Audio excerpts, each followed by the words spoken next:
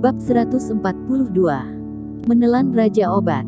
Apinya masih membakar di sekitar Erikin. Melihat dari atas, hanya dapat melihat sebuah bola api yang sedang menjatuh dengan cepat.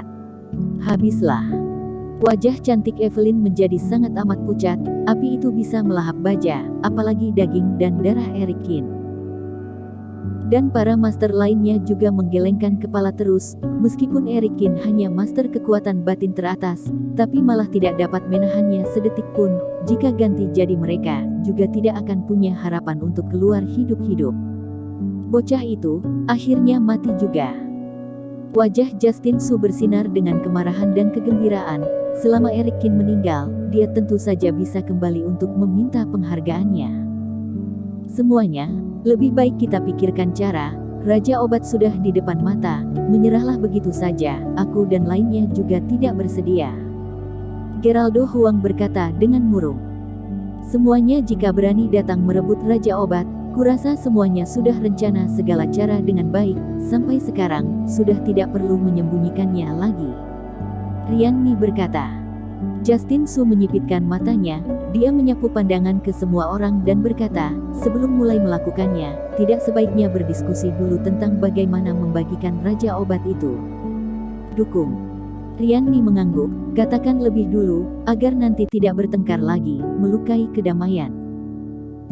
Justin Su menyapu pandangan ke semua orang yang hadir, berkata dengan tenang, keluarga suku rumah besar bisnis juga besar, tapi juga tidak akan menggunakan itu untuk menindas orang. Menurut aku, jika mendapatkan Raja Obat itu, semuanya membagi sama rata, bagaimana?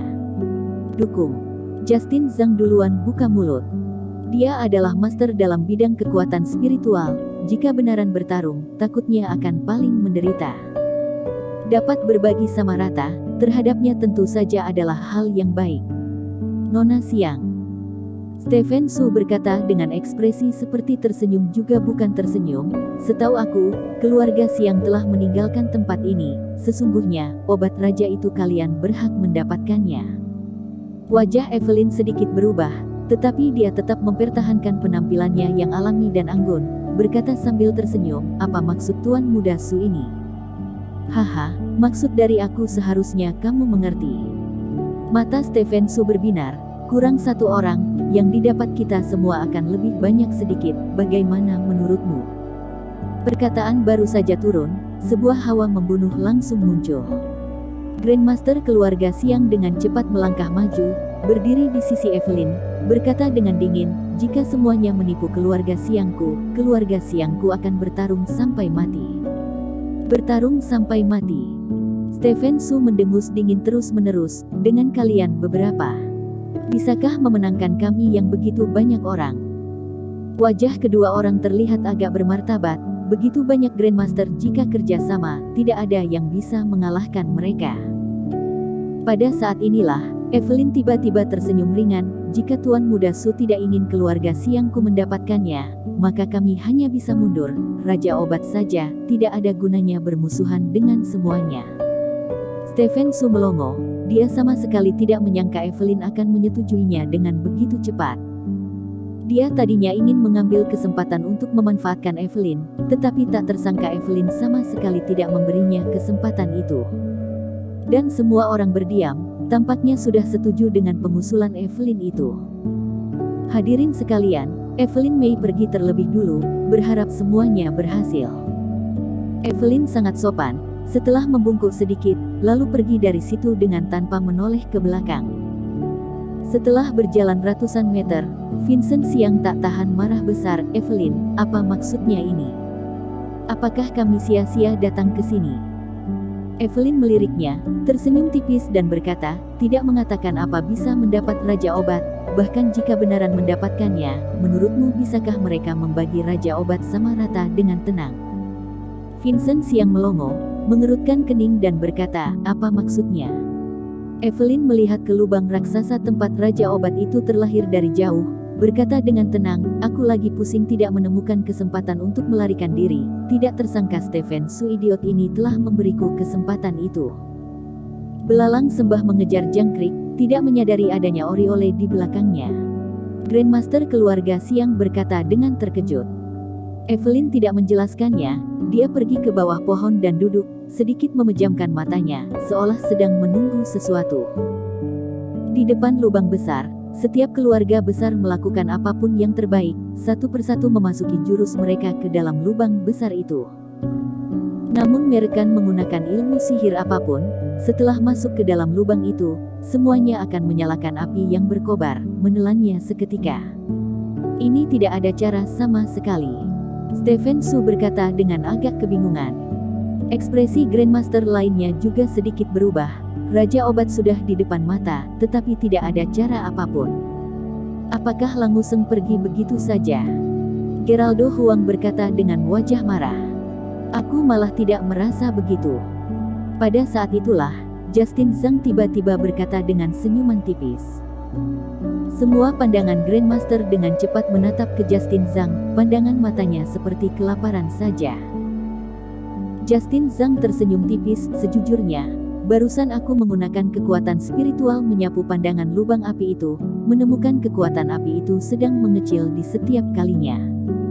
Dengan begitu, ilmu sihir kita berefek.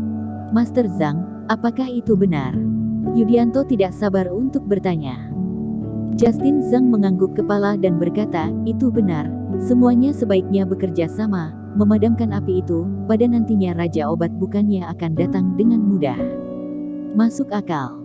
Semua orang satu persatu mengangguk kepala, setuju dengan perkataan Justin Zhang. Kalau begitu jangan bersantai, lanjutkan saja. Stephen Su berkata dengan lantang.